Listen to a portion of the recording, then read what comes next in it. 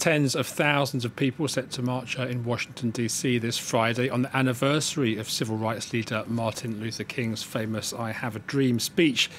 57 years after those historic words, this summer has, of course, seen the US once again riddled with tensions over race and police brutality. Our correspondent Kethevane Gorjestani joins us now from Washington. What's likely to be said today, Kethevane?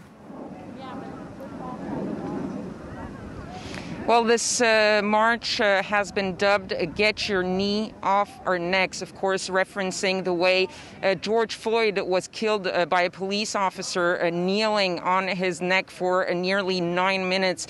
That was a few months ago already, but this march was planned at that time.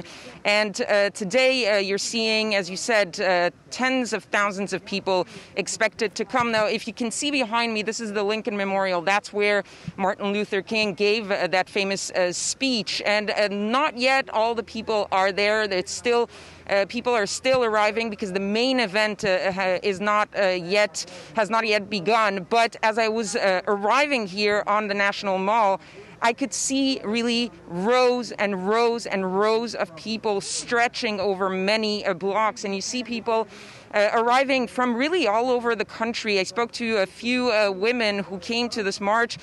Two of them came all the way from Michigan, and they were telling me when I asked how they were feeling, why they were here, their response, and it was kind of a response in unison from the two of them. They said the first word that came out of their mouth was, "We are angry, but also sad and mostly tired of having to repeat the same thing." They feel that things are not changing. They had a little bit of hope after George Floyd died and seeing all those protests across the country, but with the shooting of Jacob Blake in Kenosha, Wisconsin, just a few days ago, they feel like there is a sense that their hope has been broken a little bit. So this march is also to bring back that hope. We're going to hear from some of the families of some of these victims of police brutality, including the family of George Floyd, as well as Breonna Taylor and Jacob Blake.